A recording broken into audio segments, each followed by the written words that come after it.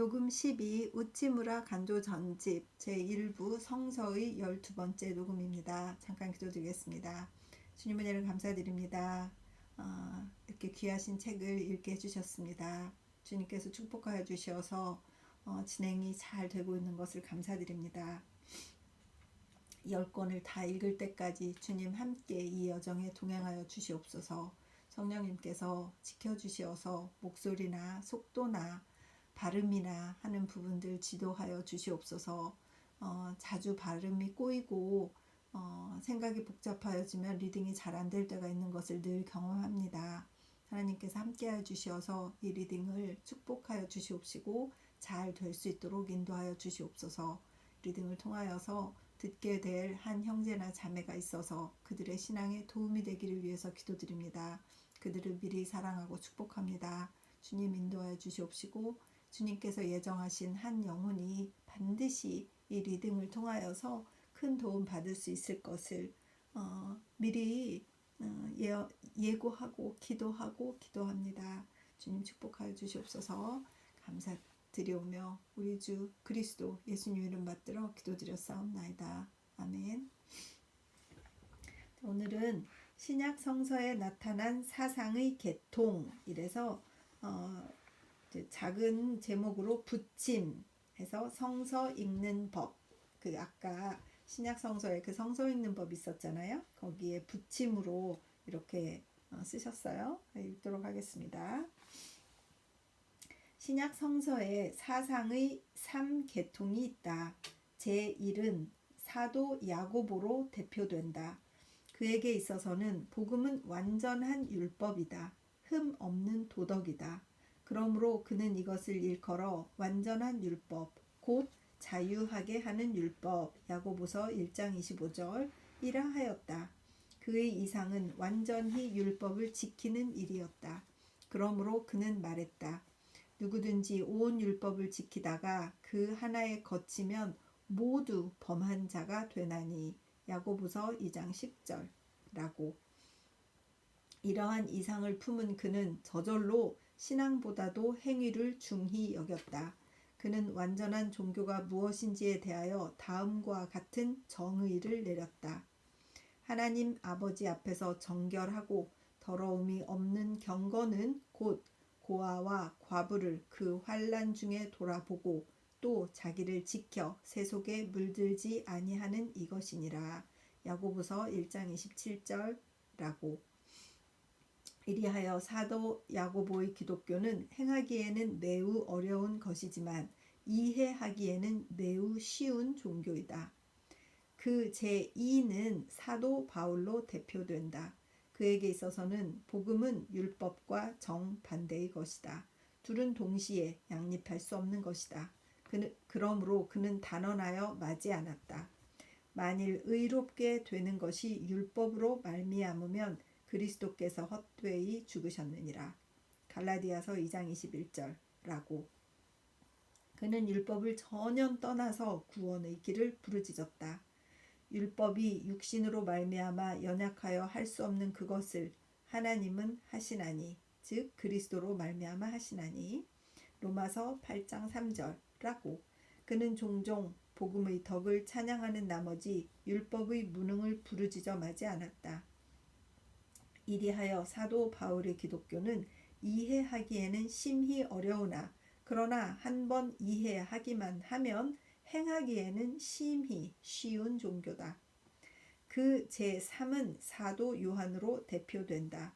그에게 있어서는 복음은 율법이 아니며 또 신앙도 아니다. 율법, 신앙을 초월하여 빛이며 생명이다. 그에게 있어서는 율법에 대한 신앙이 아니다. 빛에 대한 어둠이다. 생명에 대한 죽음이다. 그러므로 그는 율법에 대하여 많이 말하지 않는다. 또 율법의 대조로서 신앙을 보지 않는다. 그는 그리스도를 생명으로서 창도한다. 그리고 사람이 그에게 와서 살기를 요구한다. 하나님은 빛이시라. 그에게 어두움이 조금도 없으시니라. 저가 빛 가운데 계신 것 같이 우리도 빛 가운데 행하면 우리가 서로 사귐이 있고 그 아들 예수의 피가 우리를 모든 죄에서 깨끗게 하실 것이요. 요한일서 1장 5절 7절. 또 하나님이 우리에게 영생을 주신 것과 이 생명이 그의 아들 안에 있는 그것이니라. 아들이 있는 자에게는 생명이 있고 하나님의 아들이 없는 자에게는 생명이 없느니라. 요한일서 5장 11절에서 12절라 했다. 이리하여 사도 요한의 기독교는 높고 깊은 만큼 그만큼 행하기가 어렵고 또 이해하기가 어려운 종교다. 사도 야고보는 실천적이다. 사도 바울은 신앙적이다. 사도 요한은 심령적이다. 사도 야고보는 주로 유대 사람을 위하여 가르치고 사도 바울은 이방 사람을 위하여 가르치고 사도 요한은 유대 사람, 이방 사람의 차별이 없이 인류 전체를 위하여 가르쳤다. 사도 야고보는 낡은 유대교와 연결되고 사도 바울은 유대교를 끊어버리고 사도 요한은 전연 유대교를 떠나서 보급적인 복음을 가르쳤다. 사도 야고보는 율법을 깨끗게 하고 사도 바울은 율법을 끊어버리고 사도 요한은 율법에 관계없는 자유의 복음을 주창했다. 사도 야고보는 낡은 것 위에 새 것을 세우고 사도 바울은 낡은 것을 벗어버리고 새 것으로 들어가고 사도 요한은 자유의 천지에 있어서 새로 생명의 길을 창도하였다. 모세의 율법은 뿌리이다. 야고보의 기독교는 줄기와 가지이다. 바울의 기독교는 잎과 꽃이다. 그리고 요한의 기독교는 익은 열매이다. 하나님의 계시는 점진적이다. 땅이 스스로 열매를 맺되 처음에는 싹이요 다음에는 이삭이요 그 다음에는 이삭의 충실한 곡식이라. 마가복음 4장 28절. 야고보의 기독교는 싹이고 바울의 그것은 이삭이며 요한의 그것은 익은 열매이다. 아, 멋지다. 아, 정말 이렇게 생각한 적이 한 번도 없었는데 이렇게 정리를 탁 해줘 버리시네요. 멋있는 우리 우찌무라 선생님. 야고보의 귀한 점은 보수적이며 낡은 것을 존중하는 데 있다. 바울의 귀한 점은 진보적이며 낡은 것을 벗어버리고 새 것으로 들어가는 데 있다. 그리고 요한의 귀한 점은 새 것을 모아 새로이 이것을 쌓아 올리는 데 있다. 셋 중 하나가 없어도 기독교는 건전한 발전을 이루지 못하였을 것이다. 신약 성서는 한 책이 아니다. 27권으로 이루어진 문고이다. 한 권의 성서가 아니다. 27권의 성서가 모여서 된 성서이다. 그리고 그 가운데 이상과 같은 사상의 3계통이 있는 것이다. 물론 야고보 계통의 정경은 야고보서이다. 신약 성서의 거의 끄트머리에 가깝게 자리 잡고 있지만 그 사상은 가장 낡은 것이며 사상 발달의 순서로 말하면 성서의 처음에 놓여야 할 것이다. 야고보서와 비슷하고 사상의 계통을 같이 하는 것이 유다 곧 야고보의 형제가 지은 것인 짧은 유다서이다.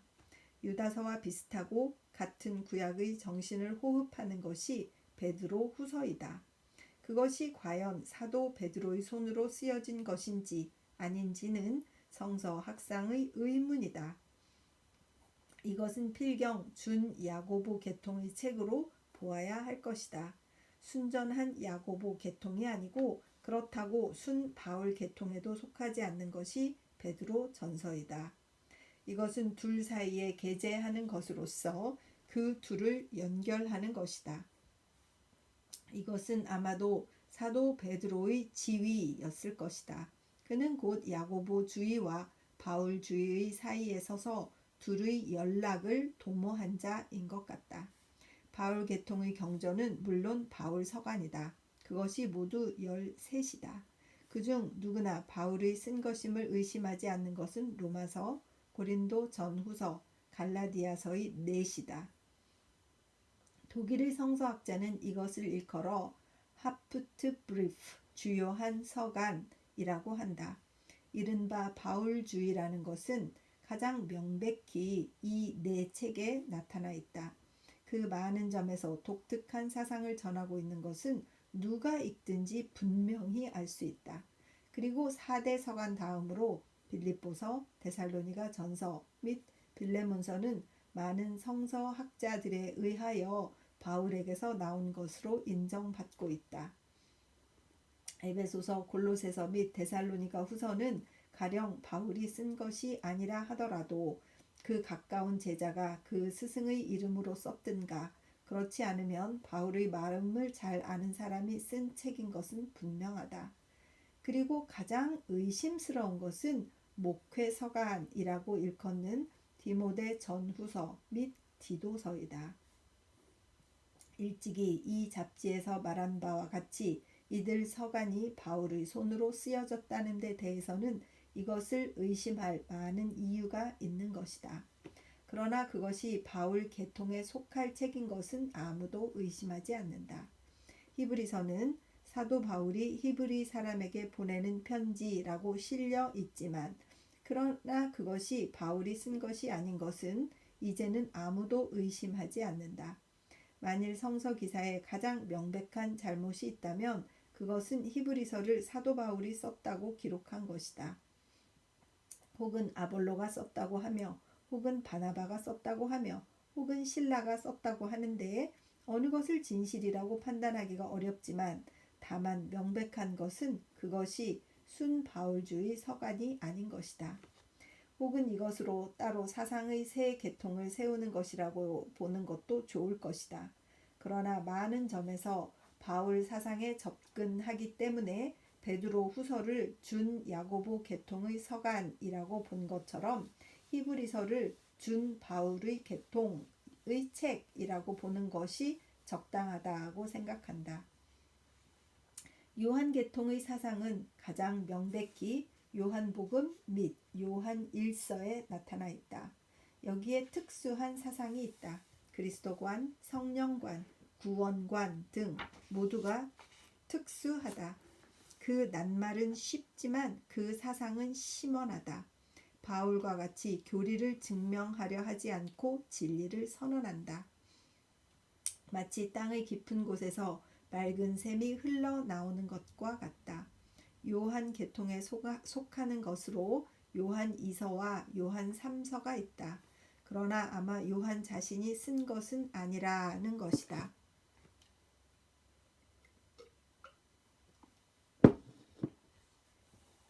계시록은 보통 이것을 성 요한계시록이라 한다. 그러나 그 저자가 과연 사도 요한인지 아닌지는 이 또한 의문이다. 여기에 요한적인 사상이 많이 있다. 그러나 그 문체는 전혀 유대적이며 차라리 야고보 계통에 기울어져 있다. 이것을 준 요한 계통의 책으로 보는 것이 적당하다고 생각한다. 나머지는 사복음서와 사도행전이다. 마태복음은 야고보 사상의 입장에서 본 그리스도전이다. 여기에 예수는 이스라엘 백성의 대망하는 메시아로서 나타나 있다. 그러므로 그의 계보는 이스라엘의 조상인 아브라함으로서 시작한다. 특히 모세의 율법을 존중하였다고 한다. 내가 율법이나 선지자나 폐하려 온 줄로 생각하지 말라. 폐하려 온 것이 아니오 완전케 하려 함이로라. 진실로 너희에게 이르노니 천지가 없어지기 전에는 율법의 1.1획이라도 반드시 없어지지 아니하고 다 이루리라. 마태복음 5장 17절에서 18절라 하였다. 이것은 틀림없는 야고보 사상이다. 이른바 산상수훈이라는 것은 야고보서의 이른바 완전한 율법, 곧 자유하게 하는 율법을 말한 것으로서 그리스도의 복음을 완전한 도덕으로 본 것이다. 누가복음은 바울 사상의 입장에서 본 그리스도전이다. 여기에 예수는 만민의 구주로서 소개되어 있다. 그러므로 그의 계보는 인류의 시조인 아담까지 거슬러 올라갔다. 천사가 예수의 탄생을 일러줄 때 내가 온 백성에게 미칠 큰 기쁨의 좋은 소식을 너희에게 전하노라. 누가복음 2장 10절고 말했다. 기자는 또 아브라함의 자손이라는 것을 가볍게 본다. 아브라함이 우리 조상이라 말하지 말라. 내가 너희에게 이르노니 하나님이 능히 이 돌들로도 아브라함의 자손이 되게 하시리라 하고 세례 요한으로 하여금 말하게 한다. 누가복음이 바울 계통에 속하는 그리스도전인 것은 어느 면으로 보든지 명백하다. 그 저자가 누가이고 그 자신이 바울의 제자인 것을 알게 되면 이것은 물론 명백한 사실이다. 사도행전은 누가복음의 속편이다. 그 내용은 주로 바울의 전도 사업이다. 그러므로 철두철미한 바울 계통의 책이다. 요한복음이 요한 사상의 그리스도적인 것은 그렇다는 것을 말하는 것으로 충분하다. 예수는 태초의 말씀이 육신이 되어 인류 사이에 내려오신 분이라 하고 그러므로 그는 사람을 비추는 참 빛이라 하고 세상을 구원하는 참 생명이라 한다.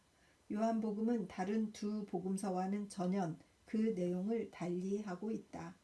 그러면 마가복음은 어느 계통에 속하는 것이냐 하면 이것은 베드로 전서와 마찬가지로 반은 야고보 계통에 반은 바울 계통에 속하는 것이다. 그러나 그 전체의 사상의 경향이 바울적이기 때문에 이것을 베드로 전서와 같이 준 바울의 계통의 복음서로 볼 것이라고 생각한다. 만일 그 저자가 바로 처음에는 베드로의 제자였고 뒤에는 바울을 스승으로 모신 마가였다고 한다면 그가 저술한 그리스도전이 이와 같은 지위를 차지하는 것은 어쩌면 당연한 일일 것이다. 이제 이상의 진술한 바에 따라 신약 성서 27권을 그 사상의 계통에 의하여 분류한다면 다음과 같이 되는 것이다. 1. 야고보 계통, 야고보서, 유다서, 마태복음. 준 야고보 계통, 베드로 후서. 야고보 계통과 바울 계통을 연결하는 것, 베드로 전서. 2. 바울 계통, 바울 13서간, 갈라디아서, 고린도 전후서, 로마서, 빌립보서, 빌레몬서, 데살로니가 전서, 골로새서, 에베소서, 데살로니가 후서, 디모데 전서, 디모데 후서, 디도서. 이것은 바울이 쓴 것이 가장 확실한 것을 앞에 놓고 가장 의심스러운 것을 뒤에 놓았다고 이렇게 괄호에 써 있어요. 누가복음, 사도행전. 준 바울 계통, 히브리서, 마가복음. 3. 요한 계통, 요한복음, 요한일서, 요한이서, 요한삼서. 준 요한 계통, 계시록. 이리하여 신약 성서는 한 권의 성서가 아니다. 많은 작은 성서로서 성립된 성서이다. 그 가운데 야고보 계통의 성서가 있고 바울 계통의 성서가 있고 요한 계통의 성서가 있다.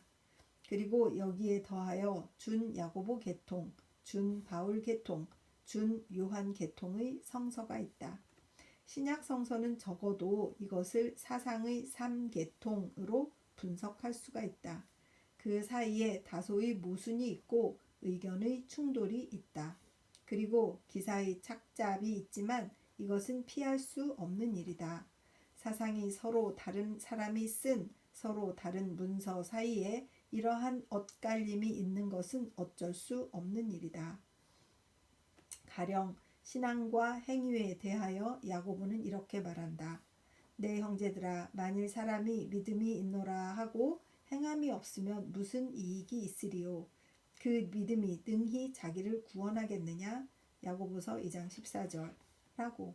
이에 대하여 바울은 말한다. 사람이 의롭다 하심을 얻는 것은 율법의 행위에 있지 않고 믿음으로 되는 줄 우리가 인정하노라. 로마서 3장 28절고. 여기에 확실히 의견의 차이가 있다. 야고보와 바울은 율법에 대하여 그 태도를 전혀 달리하고 있다. 또 이혼에 대해서도 바울 계통의 누가복음과 준 바울 계통의 마가복음은 아내를 버리고 다른 데 장가 드는 자도 가늠하미요.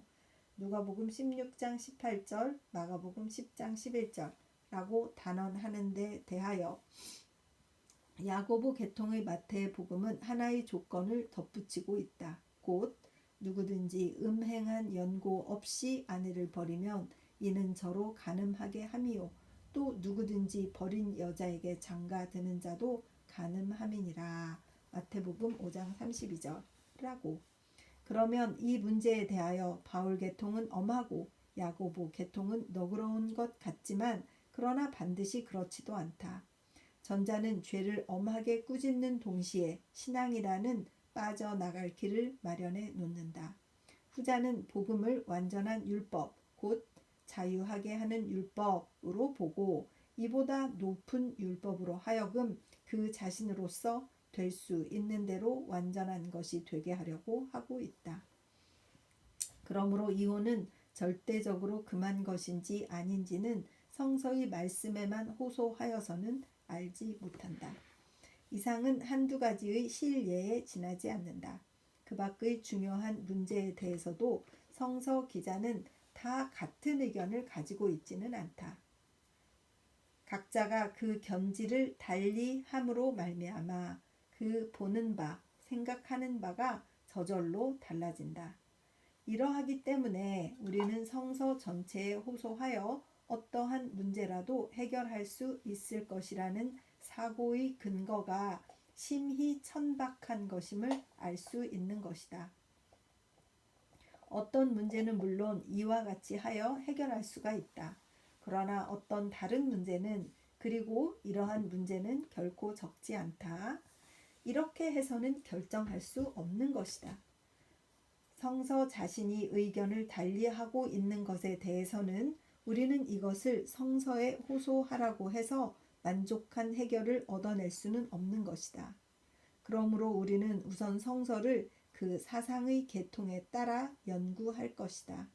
먼저 그 가장 낡은 야고보 계통의 문서부터 연구할 것이다. 처음에 야고보서를 읽고 다음에는 마태복음을 읽고 여기에 유다서, 베드로후서를 더 읽고 우선 그 입장에서 그리스도와 그 가르침을 연구할 것이다. 거기에는 단점이 있지만 장점도 있다. 다만 복음의 어떤 중요한 일면이 이러한 문서들에 의하여 나타나 있는 것은 확실하다. 야고보 계통의 문서에 이어 바울 계통의 책들을 연구할 것이다. 그리고 양자를 연결하는 것이 베드로전서이다. 바울 계통에 있어서는 먼저 바울의 4대 서간을 읽을 것이다. 그 다음에 누가복음을 읽고 사도행전을 읽고 참고로 마가복음을 읽고 마지막으로 바울의 나머지 서간들을 읽을 것이다. 복음의 어떤 다른 중요한 방면은 이러한 문서로서 나타내고 있다. 이것을 모르고서는 복음의 진수에 들어갈 수는 없는 것이다. 이 순서대로 저도 다시 한번 성경을 읽어봐야 되겠다는 생각이 드네요. 그냥 창세기부터 요한계시록까지 쭉쭉 읽는 것을 항상 생각하고 있었는데 이런 말씀을 들은 적은 있었지만 이렇게 구체적인 지도를 받은 적은 없어서 이것이 참 또 도움이 될 것 같다는 생각이 드네요. 계속 읽겠습니다. 바울 계통에서 요한 계통으로 옮겨가려 할 때 준 바울 계통의 대작인 히브리서를 읽을 것이다. 이것은 바울 계통과는 좀 다른 입장에서 그리스도와 그 사업을 본 것으로서 초대의 기독교를 배우려는 사람에게 있어서는 자세히 연구할 필요가 있는 기록이다. 마지막으로 요한 계통의 문서를 읽을 것이다. 사상 발달의 순서로 본다면 준 요한 계통의 계시록으로 시작하는 것이 당연하다고 생각한다. 그리고 신약 성서 중 최대 저작, 아니 일찍이 사람의 손으로 써진 사상의 최대 산물인 요한복음과 그 부록이라고 일컬을 요한 일서를 읽을 것이다. 만일 성서 중의 성서가 있다면 그것은 요한복음이다. 이 책을 안 사람이 그리스도의 마음을 안 사람이다. 만일 성서에 권능이 있다면 그 주상권은 이 책 안에 있다. 만일 야고보서와 마태복음이 지방법원이고 바울의 서관과 누가복음이 고등법원이라면 요한복음은 대법원이다. 만일 인생에 관한 모든 문제는 성서에 호소하여 결정되는 것이라면 그 최후의 판결을 내리는 것은 요한복음이다. 우리는 요한복음을 알기 위하여 성서의 다른 문서를 연구하는 것이라고 해도 좋다. 참으로 이 책으로서 인류의 사상은 그 최고점에 이른 것이다. 요한복음과 요한 1서에 더하여 요한 2, 3서를 읽음으로써 여기에 신약 성서를 다 읽었다고 할 수 있다. 이상이 신약 성서의 진정한 읽는 방법이라고 생각한다. 보통 마태복음으로 시작하여 계시록으로 끝나는 방법은 결코 정당한 읽는 법이 아니다. 이렇게 차례대로 내리 읽는 것이 독자에게 그다지 이롭지 않은 것은 실험과 도리에 호소하여 보아 명백한 일이다. 그렇구나. 반드시 이 방법으로 한번 꼭 읽어봐야 되겠네요. 여러분도 꼭 그렇게 읽어보시면 좋겠습니다. 여기서 독자는 내게 물을 것이다. 신약 성서 가운데 서로 다른 사상의 계통이 있고 그 사이에 의견 차이가 있는 것은 어쩔 수 없는 일이라고 한다면 신약 성서는 결국 아무런 확실한 것을 가르치는 바가 없느냐고. 그러나 그것은 그렇지 않다. 결코 그렇지 않다. 신약 성서는 어떤 하나의 명백하고 확실한 것을 가르친다. 그것은 주 예수 그리스도이다. 그가 그 주인공인 것이다. 그를 세상에 나타내기 위하여 그 27권은 쓰여진 것이다. 그를 여러 가지 방면으로 본 그 기록이 신약 성서이다. 그 견해가 다른 것은 보는 입장과 사람이 다르기 때문이다. 그리고 서로 다른 방면으로부터 다른 사람이 보았기 때문에 여기에 가장 완전한 그가 세상에 나타난 것이다. 우리는 그리스도를 알려고 성서를 배우는 것이다. 그리고 사람은 반드시 그 말한 말씀이나 그 행한 행위를 알려는 것이 아니다. 그 말씀과 행위를 통하여 전하는 정신이고 영이다. 우리는 그리스도의 정신을 알고 그 영을 받기 위하여 성서에 가는 것이다. 그러므로 이 목적을 가지고 성서에 임하는 때 우리는 그 기사 사이에 다소의 차이가 있고 모순이 있고 충돌이 있다 해서 결코 실족하는 것이 아니다. 성서 전체가 우리에게 주는 그리스도의 인상, 우리가 파악하려는 것은 이것이다. 그리고 성서는 축하할 만한 이 인상을 우리에게 주는 일을 그르치지 않는 것이다. 그리고 성서 속에서 그리스도를 발견하고 어떤 때는 그 모순되는 것 같이 보이는 기사 가운데서 그리스도를 발견하고 우리의 성서 연구의 목적은 달성되는 것이다. 아멘. 성서는 귀한 것이다. 세상에 이보다 귀한 것은 없는 것이다. 그러나 성서는 영원히 귀한 것은 아니다. 성서가 불필요하게 되는 때는 반드시 오는 것이다. 영원히 귀한 것은 하나님과 그가 보내주신 그 외아들이다.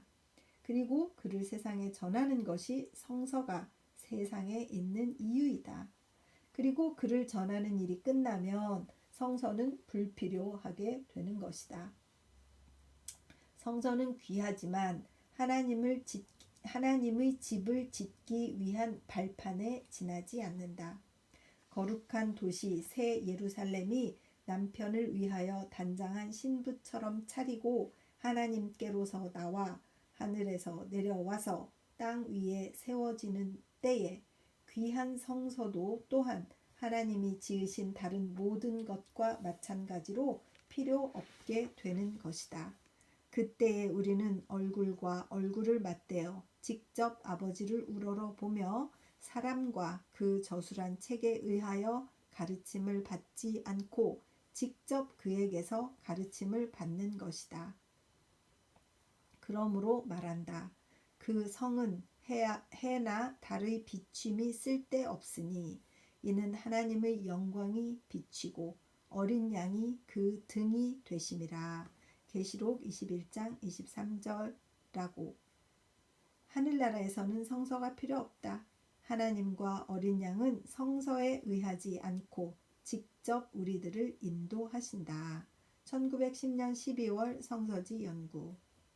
그래서 오늘의 리딩은 조금 짧긴 한데 시간을 보면 사실 원래 목표했던 30분에 맞추어서 앞에 리딩이 11번째 리딩이 길었기 때문에 오늘은 이렇게 짧은 리딩으로 이렇게 마무리를 짓도록 하고, 또 오늘 지금 밤이 아주 늦었거든요. 내일 또 리딩을 열심히 하도록 하겠습니다. 덧붙이자면 제가 지금 장기 여행을 준비하고 있습니다. 그래서 32박 33일로 저희 캐러반을 끌고 뉴질랜드 남섬을 구석구석 이렇게 한 바퀴 도는 저희 버켓 리스트를 이번에 실행하려고 장기 휴가를 냈고 장기 여행을 출발하는 준비 중에 있습니다. 지금 휴가 시작한 지가 월요일부터인데, 그래서 오늘 치과도 가서 이렇게 좀 치아 점검도 하고, 한 달 동안 별일이 없어야 되니까 여행 중에 뭐 이가 아프고 이러면 안 되잖아요. 그래서 점검도 하고, 또 지금 또 뭐 음식도 조금 해야 되고 막 이런 일들 분주한 가운데 있는데, 내일 읽는 데까지 열심히 읽고 여행하는 중에 읽을 수 있을지 없을지는 여행을 가봐야 알 것 같습니다. 이제 캠프장의 그런 환경이나 이런 것도 봐야 되고 해서 일단 제가 책을 준비는 해가지고 가는데, 이것을 그때그때 유튜브에 올리는 일은 한동안 정지가 될 것 같다는 생각이 드네요. 물론 뭐 지금 4권의 마지막을 업로드하고 있습니다. 그래서 5권은 아마 시간이 좀 걸린 후에 한참 있다가 업로드가 될 수 있겠다고 이렇게 생각이 듭니다. 잠깐 기도드리겠습니다. 주님의 은혜를 감사드립니다. 지금 휴가 중입니다. 하나님, 저희 장기 여행을 계획했고 그것을 향해서 지금 준비 중에 있습니다. 리딩을 어떻게 지속할 것인가 하는 지혜가 아직 없어서 책을 가지고는 가는데, 이 여정 중에 이것을 할 수 있을지, 아니면 오늘 읽은 것처럼 성서를 이 내용에 맞추어서 성경 읽기를 계속할 것인지에 대해서 아직 결정을 못 내렸습니다. 주님께서 지혜를 허락하여 주시어서 제가 이 휴가 기간에도 자연을 통해서 우리 주님의 귀하신 손길을 느끼고, 또 말씀을 통하여서 영적인 이런 부분도 많이 채우는 귀한 시간을 가질 수 있도록 도와주시옵소서. 제가 60이 되어서 기념으로 긴 여행을 하는 이 모험을 하게 준비하였습니다. 주님께서 여정 가운데 지켜주시옵시고 도와주시옵소서. 주님께서 마침 성경을 어떻게 읽을 것인가 하는 부분을 읽게 해주셨사오니 지혜를 가지고 이 부분을 다시 잘 상고하여서 주님께 보고 드릴 수 있도록 인도하여 주시옵소서. 감사드리며 고맙고 고마우신 우리 주 그리스도 예수님 이름 받들어 기도드렸사옵나이다. 아멘. 사랑하고 축복합니다. 내일 마저 좀 더 읽을 거예요.